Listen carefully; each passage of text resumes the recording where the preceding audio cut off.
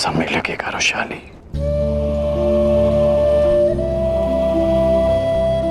परंतु इनकी घृणा का अंत होगा। मेरे लिए इनके हृदय के द्वार खुलेंगे।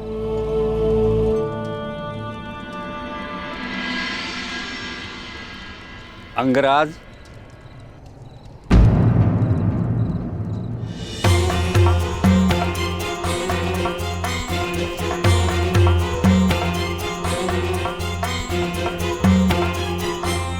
यह लेप तुम्हारे घाव के उपचार के लिए है।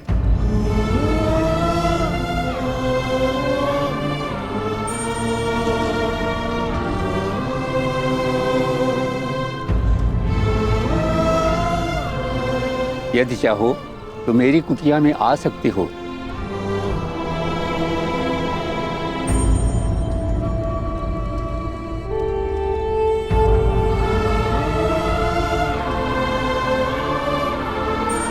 पहली किरण का आगमन हो गया। कभी कभी अंतिम युद्ध जीतने के लिए प्रारंभ में पराजय सहनी पड़ती है रुशाली।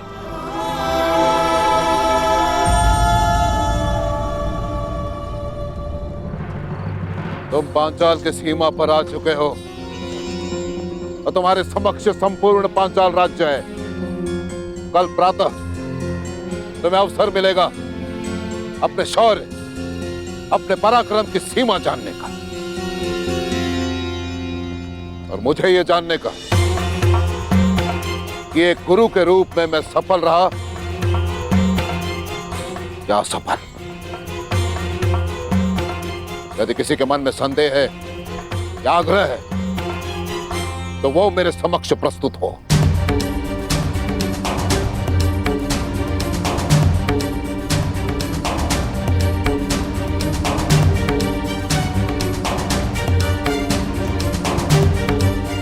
ज्येष्ठ गुरु कुमार, तुम्हारे मन में कोई संदेह है?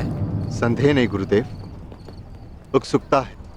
एक शिष्य होने के नाते मैं अपना धर्म पूरा करूंगा, अपने गुरु की आज्ञा का पालन करूंगा। परंतु धर्म के नाते क्या मुझे इतना जानने का भी अधिकार नहीं कि पंचाल नरेश पे आक्रमण क्यों किया जा रहा है? क्या पंचाल नरेश इस आक्रमण के पात्र हैं? मुझे ज्ञात था कि धर्मराज युधिष्ठिर के मन में अवश्य प्रश्न उठेंगे। मैं तुम्हें कथा सुनाता हूं और तुम स्वयं निर्णय करना कि पांचाल नरेश द्रुपद प्रतिशोध का पात्र है या नहीं। एक ब्राह्मण कुमार और एक राजकुमार दोनों अभिन्न मित्र थे।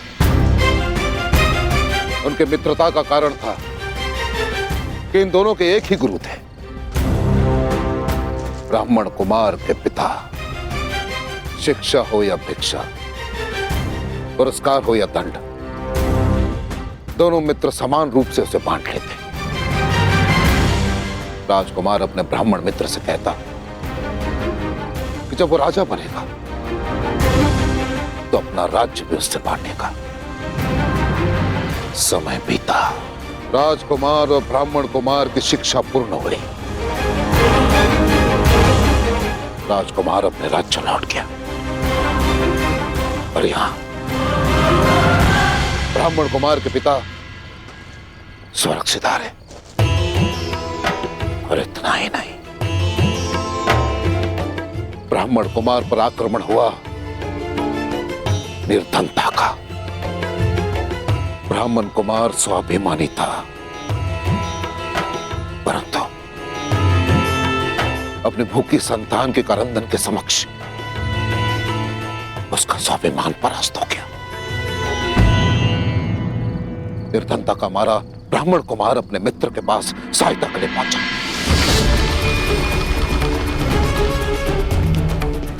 जब तक राजा बन चुका था।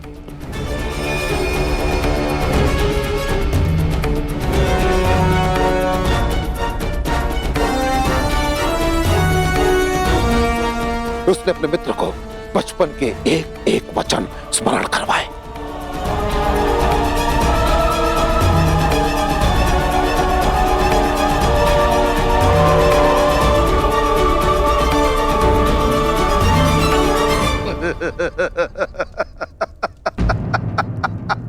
निर्धनता ने तुम्हारा विवेक, तुम्हारी बुद्धि तुमसे हर ली है। मूर्ख ब्राह्मण, बाल अवस्था में जो कुछ भी हमने कहा, जो किया, वो सब वहीं उसी आश्रम में छोड़ आए हैं हम।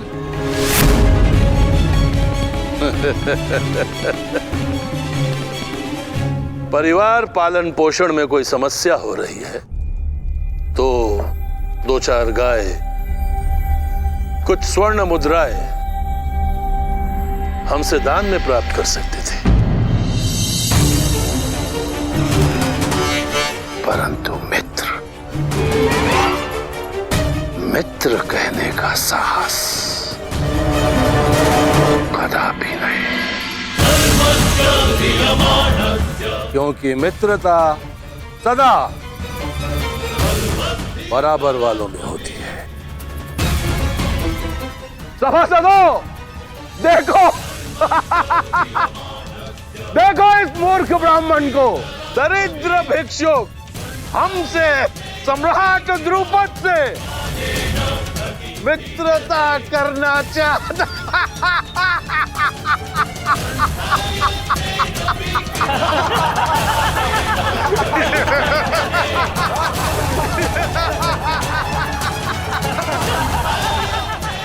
वो आचार्य मेरे पिता ऋषि भारद्वाज थे और वो राजकुमार पांचाल नरेश द्रुपद है, और मैं अपने 105 शिष्यों से अपने अपमान का प्रतिशोध मांग रहा हूं,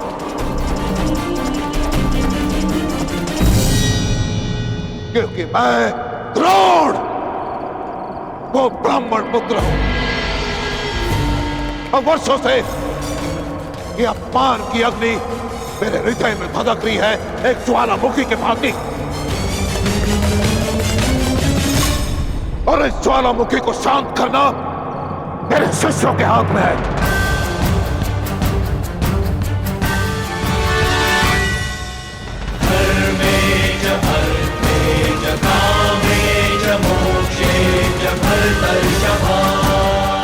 गुरुदेव, आपके अपमान के घाव पर पांचाल की पराजय का लेप लगाएंगे हम। जिस पांचाल नरेश ने हमारे गुरु को भिक्षुक कहकर अपमानित किया, उसे भिक्षुक बनाकर आपके चरणों में प्रस्तुत करेंगे हम।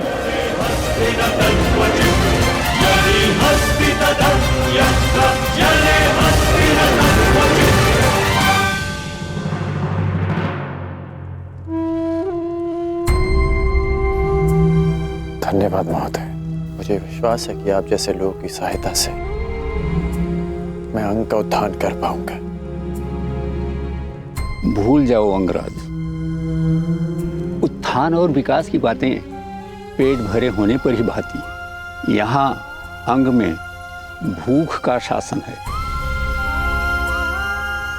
जो आश्वासनों से अपना सिंहासन नहीं छोड़ने वाली।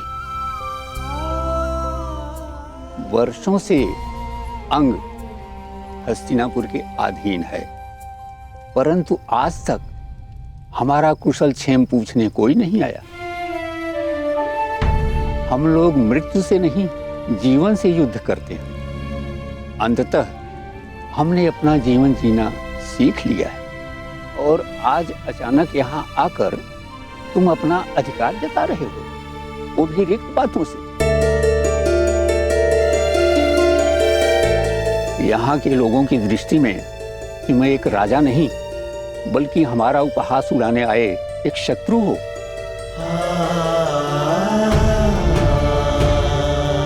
यदि ऐसा है तो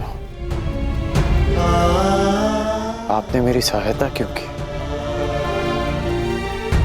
क्योंकि मेरा भी एक पुत्र था, तुम्हारे ही जैसा, तुम्हारी ही तरह परिवर्तन की बातें करने वाला, सबको भूख मिटाने का स्वप्न दिखाता और स्वयं प्यासा ही मर गया। आश्चर्यचकित न हो कर्ण, यही यज्ञ का सत्य है। जल प्राप्त करने के लिए हमें मदिरा बनाकर मगध भेजनी होती है। गले की अग्नि को बुझाने के लिए हमें हृदय को दग्ध कर देने वाली मदिरा बनानी पड़ती है। और मेरे पुत्र ने इसी रीति का विरोध किया था और उत्तर में मगध ने उसे जल नहीं दिया। उस सब की सहायता करना चाहता था, उस सब के लिए जल चाहता था, परंतु किसी ने भी उसकी जिह्वा पर 2 बूंद जल भी नहीं डाला। ज्ञात नहीं वो प्यास से मर गया या अपने के आघात से, परंतु ये सब मैं तुम्हें क्यों सुना रहा हूं?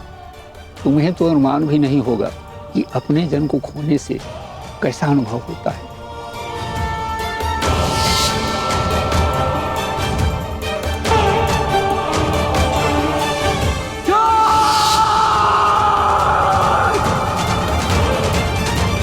अनुमान है महोदय, और अनुभव भी। प्यास से किसी का कंठ इतना नहीं जला होगा जितना पिघले हुए स्वर्ण से शोन का कंठ। शोन मेरा भाई, आपके पुत्र को तो चीखने का, पुकारने का अवसर मिला, परंतु मेरे भाई को तो वो अवसर भी नहीं मिला। मैं यहां आया हूं उसके प्रतिकार के लिए। मैंने ये परिवर्तन का बीड़ा उठाया इस अनुभव के कारण।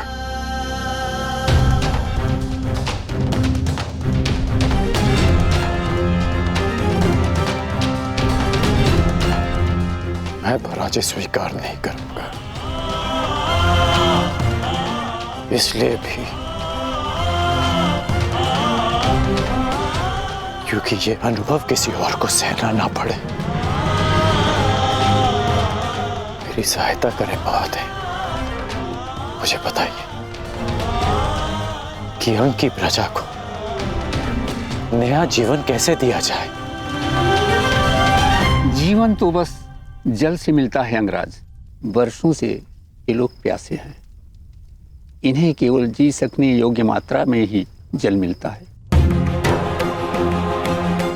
अंगराज, यदि यहाँ परिवर्तन लाना है तो सबसे पहले जल लाना होगा। दिला सकते हो इन्हें जल पर अधिकार? मनुष्य 5 तत्वों से बना है, जल, वायु, अग्नि, आकाश, भूमि। इन 5 तत्वों पर सबका समान अधिकार है। किसने यह अधिकार छीनने का दुस्साहस किया? कौन रोकता है अंग के अधिकार का जल? महोदय, आप मुझे उसके पास ले चलिए।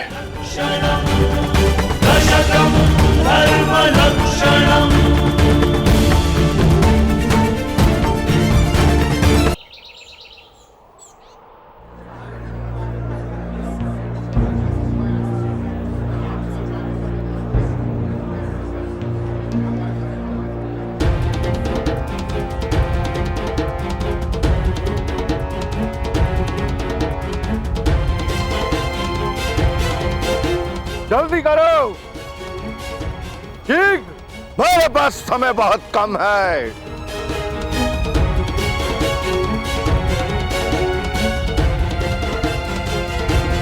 जल्दी करो।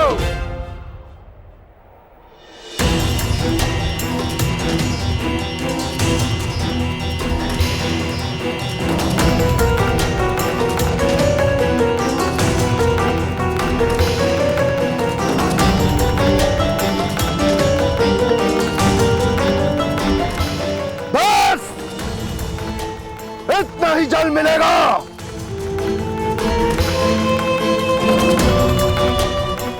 यदि तुम्हें अपने अधिकार से और अधिक जल चाहिए तो भगत के अधिकार की मदिरा लाओ। जाओ। मेरी अंजलि छोटी है, प्यास नहीं बुझी और जल चाहिए।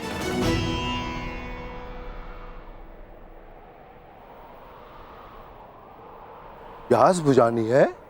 हा? मैं बुझवाता हूं तुम्हारी प्यास। हाँ, इस बालक को मदिरा पिला के इसकी प्यास बुझाओ। हाँ? मदिरा नहीं चाहिए, जल चाहिए। ये भी मदिरा पी, आनंद ले।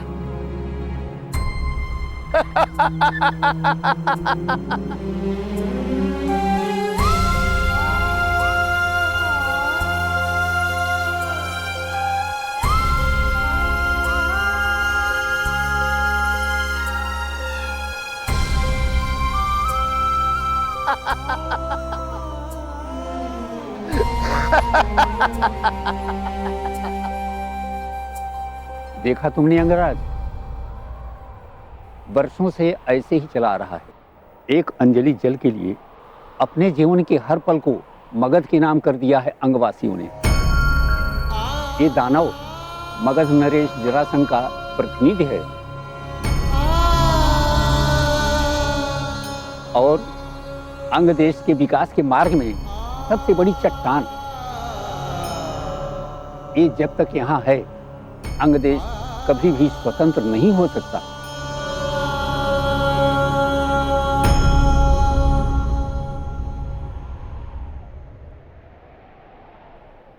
दानव,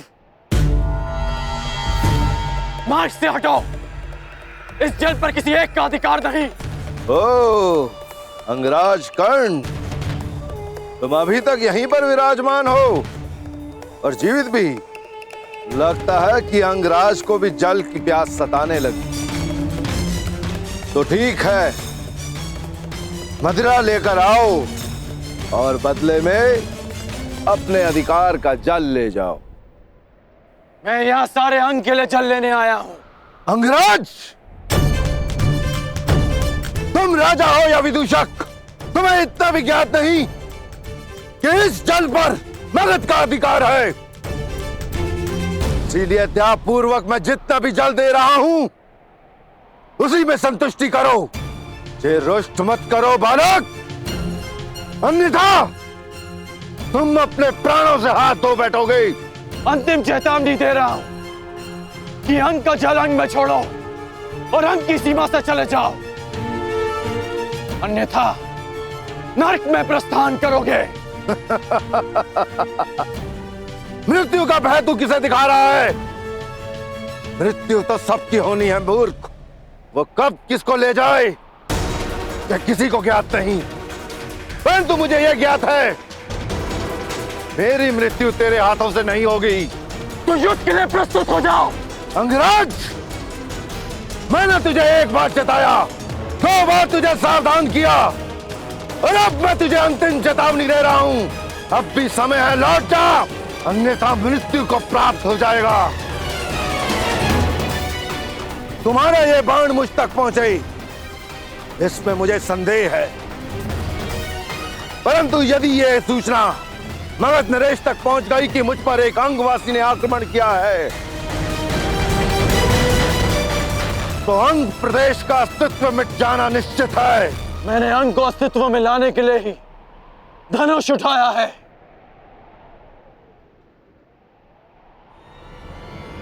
सावधान!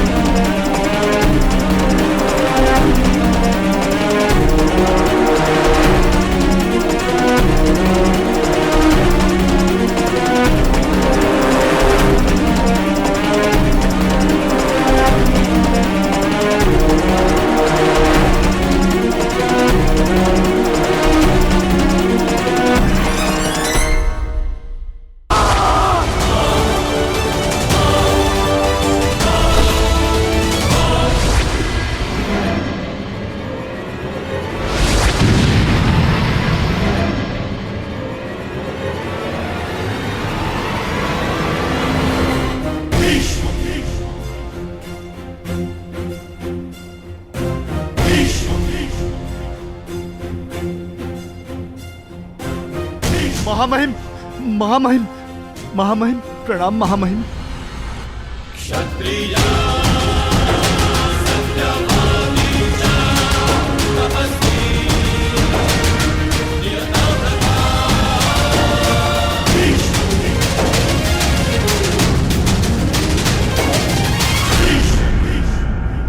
मैंने तुम्हें सावधान किया था कर्ण कि एक राजा और योद्धा में अंतर होता है।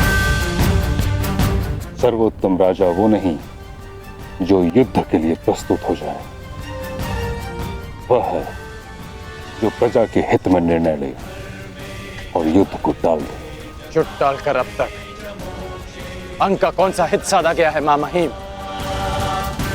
जब परीक्षा की घड़ी हो, प्रजा त्राही त्राही कर रही हो, तो हर राजा का योद्धा बनना आवश्यक होता है। किस परीक्षा की घड़ी की बात कर रहे हो तुम कर्ण?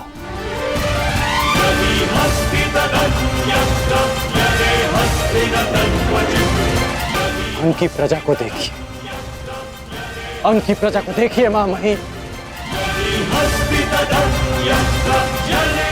एक राजा का कर्तव्य होता है कि उसकी प्रजा संपन्न हो, कि उसके राज्य में कोई भूखा ना सोए। और यहां भूख की अग्नि बुझा सके इतना अन्न मिलना तो दूर की बात है। इन्हें तो इतना जल तक नहीं मिलता कि ये अपनी प्यास की अग्नि बुझा सके।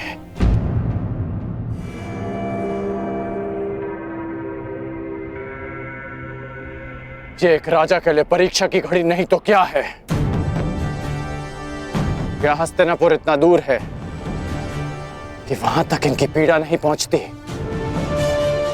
या हस्तिनापुर की आंखें झूठे स्वप्न देखने में इतनी व्यस्त है कि उन्हें अंग के सूखे अश्रु नहीं दिखते? क्या कहीं ऐसा तो नहीं महामहिम कि हस्तिनापुर के गुप्तचरों ने आपको अंधकार में रखा वर्षों तक, या कहें दशकों तक? कदाचित हस्तिनापुर साम्राज्य में अंग ही ऐसा क्षेत्र होगा, किसी भी छोटे बालक को यह नहीं पता कि उसके महामहिम भीष्म दिखते कैसे। अद्भुत दृश्य। अंग प्रदेश के भूतपूर्व शासक और वर्तमान राजा का यह मिलन देख के तो मेरी आंखें भर गई। महामहिम, यदि आपको संधि के नियम स्मरण हो तो अपने इस मेमने से कहिए कि मेरी दृष्टि से दूर हो जाए। कहीं ऐसा ना हो कि इसका प्रलाप एक सोए हुए सिंह को जगा दे। क्या हुआ अंगराज कर्ण? तुम्हें क्या लगा था कि तुम्हारे ये महामहिम तुम्हारे अपमान के लिए मुझे तुम्हारे समक्ष दंडित करेंगे? ऐसा कुछ नहीं होने वाला महारथी कर्ण। मैंने तुम्हें एक बार चिताया था, 2 बार तुम्हें मैंने सावधान किया था, अब मैं तुम्हें अंतिम बार चेतावनी दे रहा हूं कर्ण। इसी क्षण तुम अंग प्रदेश को छोड़कर वापस चले जाओ, अन्यथा तुम मृत्यु को प्राप्त हो गए। अंग प्रदेश में ना कभी कोई राजा था, ना ही अंग प्रदेश को किसी राजा की आवश्यकता है। मैं बचपन से ही तनिक हटी हूं दानव। महामहिम सैकड़ों बार मुझे समझा चुके हैं। जब उनकी बात नहीं समझ पाया तो तुम्हारी क्या समझूंगा? इसलिए मुझे तुम्हारी अंतिम चेतावनी भी अस्वीकार है। तू ऐसे नहीं मानेगा कर्ण।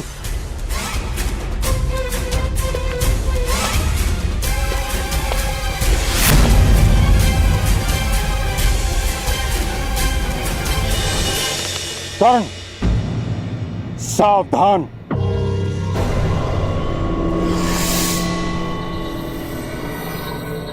हट जाओ कन्या, मैं स्त्रियों पर अस्त्र नहीं उठाता।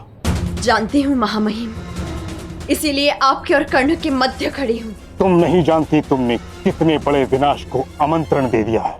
जो चुनौती को समक्ष देखकर रुक जाए वो कर्ण नहीं महामहिम, आप ही का गुरु भाई है और आप भी जानते हैं कि अब उसे रोक पाना संभव नहीं।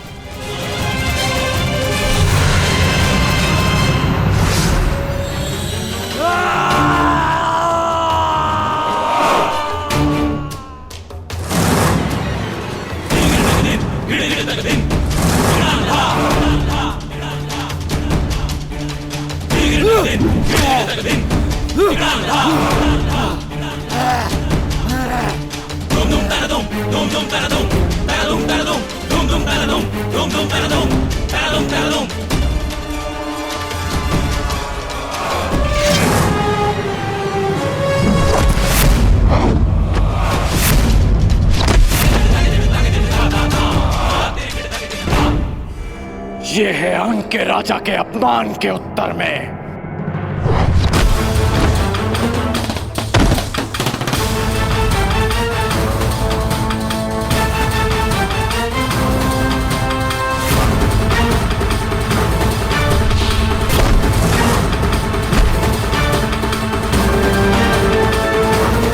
ये है महामहिम भीष्म के अपमान के उत्तर में।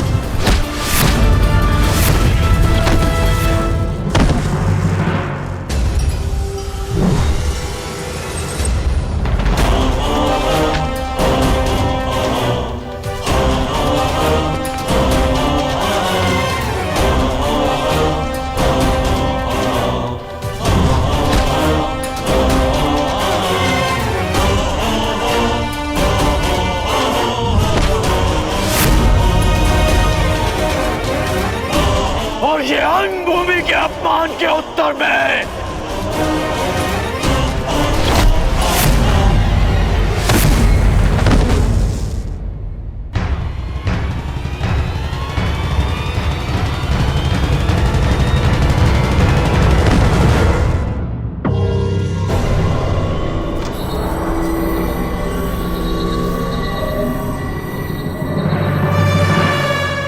अंग की प्रजा से उसके अधिकार छीनने वाले का अंत हुआ।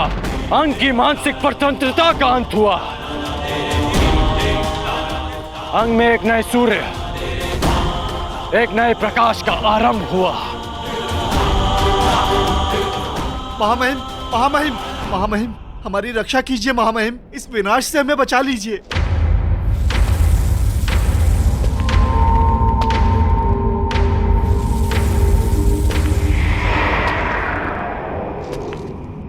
देख रहे हो कर्ण,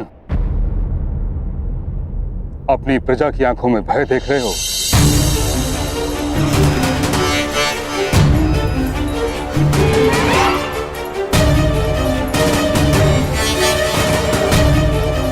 तुमने अंग को जल का अधिकार नहीं दिलाया, उनसे जीवन का अधिकार छीन लिया है।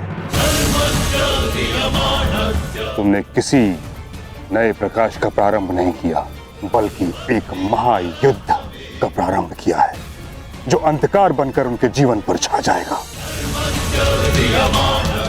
तुमने इस दानव को नहीं मारा, तुमने एक महादानव को जगा दिया है।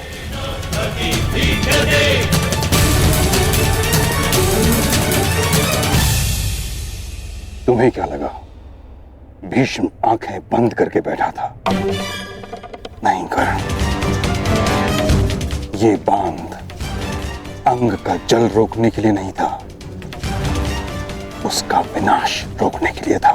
तुमने अंग की स्वतंत्रता को नहीं, बल्कि बृहद्रथ पुत्र महाबलशाली जरासंध के त्रास को ललकारा है कर्ण।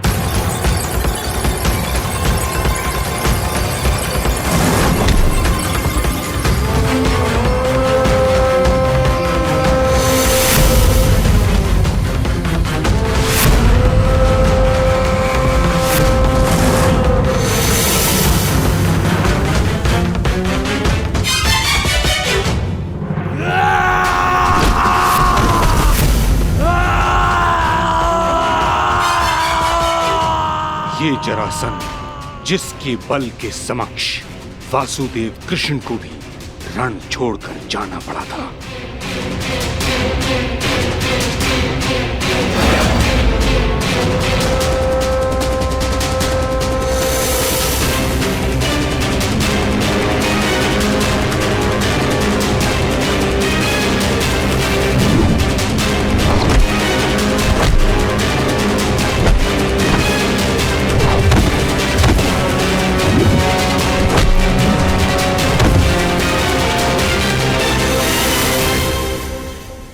महाराज,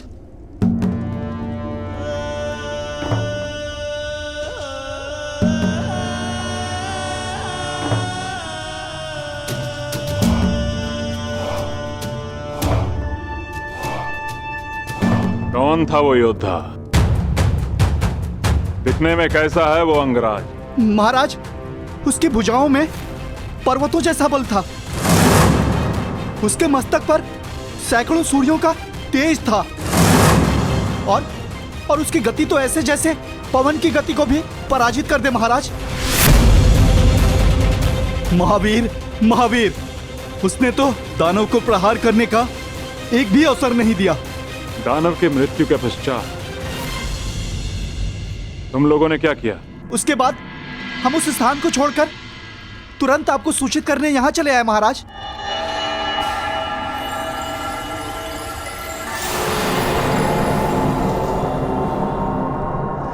अद्भुत।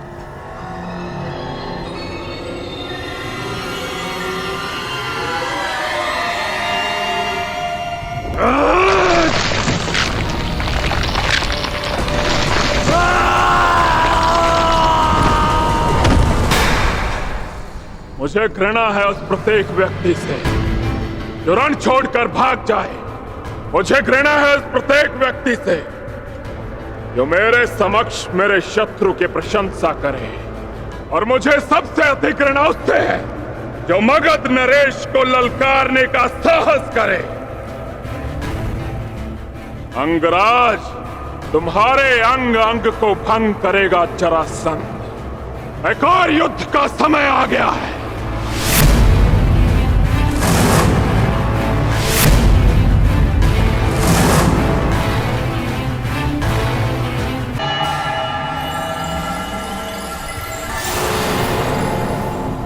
समय आ गया है शिष्यों। देखना यह है कि कौन होगा वो जो मेरी शिक्षा पर खरा उतरेगा।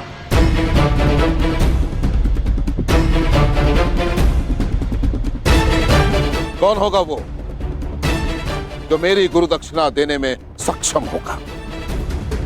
कौन होगा वो जो पांचाल नरेश द्रुपद को परास्त करके बंदी बनाकर मेरे समक्ष लेकर आता है। कौन होगा वो? प्रयाण करो।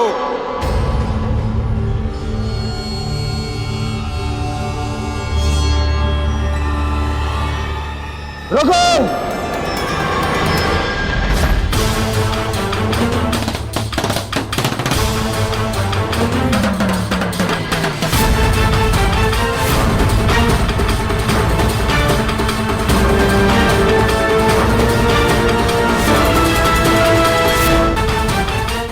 क्या हुआ दुर्योधन? गुरुदेव, यदि पांडव और कौरव दोनों साथ साथ गए तो इसका निर्णय कैसे होगा कि सर्वश्रेष्ठ कौन है? निर्णय कैसे होगा कि युवराज कौन बनेगा? इसीलिए ये मेरा निवेदन है कि पहले हम कौरवों को पांचाल नरेश पर आक्रमण का अवसर दिया जाए। पहला अवसर तुम्हें क्यों मिलेगा दुर्योधन? सबसे ज्येष्ठ भ्राता युधिष्ठिर है। शांत भीम, शांत। दुर्योधन भी मेरा ही अनुज है। यदि दुर्योधन पहले जाना चाहता है तो मुझे इसमें कोई आपत्ति नहीं। आज्ञा दीजिए गुरुदेव। तो ठीक है दुर्योधन, पहला अवसर तुम्हें और तुम्हारे भाइयों को मिलता है।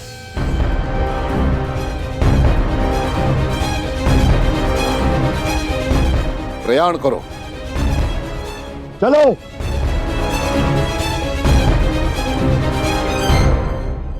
यदि अंग के स्वाभिमान और स्वतंत्रता के लिए ये युद्ध आवश्यक है तो ये युद्ध होगा। जब अंगवासी ही शेष नहीं बचेंगे तो उनकी स्वतंत्रता और स्वाभिमान का कोई मूल्य नहीं रह जाएगा कर्ण। तुम हस्तिनापुर का अंग हो। तुम्हारी मूर्खता हस्तिनापुर को एक अवंचित युद्ध की अग्नि में झुलस देगी।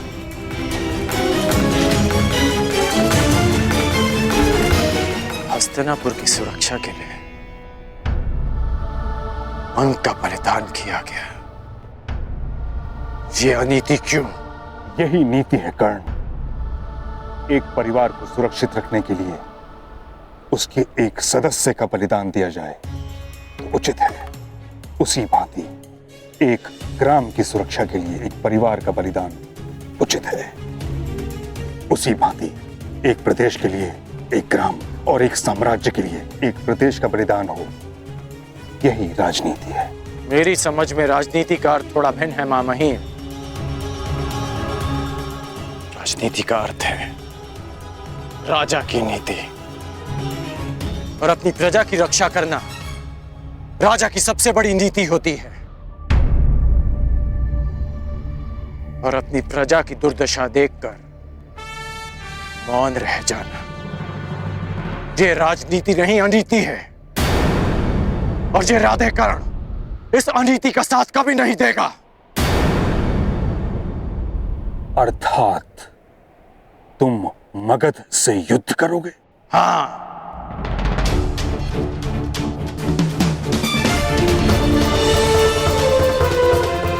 पराजित हो जाओगे कर्ण। नहीं, ये कर्ण विजयी होगा या वीर गति को प्राप्त होगा। पराजय होना तो मेरे विकल्प में ही नहीं।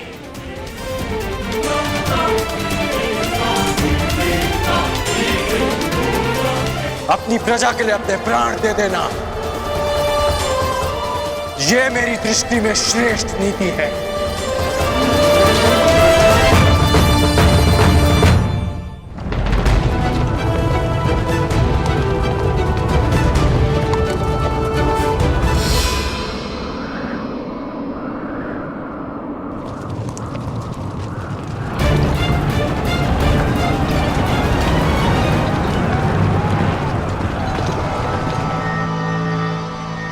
स्वागत है कुरु राजकुमार। स्वागत स्वागत नहीं, अपने शत्रु से युद्ध किया जाता है पांचाल नरेश। परंतु तुम हस्तिनापुर नरेश धृतराष्ट्र के पुत्र हो, और जहां तक हमें स्मरण है हमारी तुमसे कोई शत्रुता नहीं है। मुझसे ना सही, परंतु मेरे गुरु से अवश्य है। वो ब्राह्मण द्रोणाचार्य स्वयं तो हमारा बाल भी बांका न कर पाया, परंतु अब लगता है तुम्हें अपने बातों के व्यू में उलझाकर तुम्हारे द्वारा अपना प्रतिशोध हमसे लेना चाहते हैं। प्रतिशोध उनका सही, परंतु मेरे लिए ये गुरु दक्षिणा है। ठीक है, यदि तुम युद्ध ही चाहते हो तो हमें कोई आपत्ति नहीं है। आक्रमण!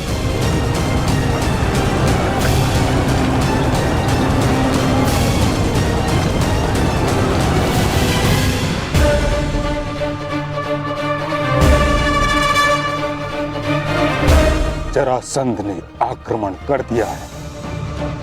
यदि युद्ध ही नियति है तो मैं मगध नरेश से युद्ध करूंगा। तुम मगध नरेश को अधिक समय तक रोक नहीं पाओगे कर्ण। अंग की रक्षा अब मैं करूंगा। नहीं, अंग अपनी रक्षा करने में आत्मनिर्भर है मां महीम।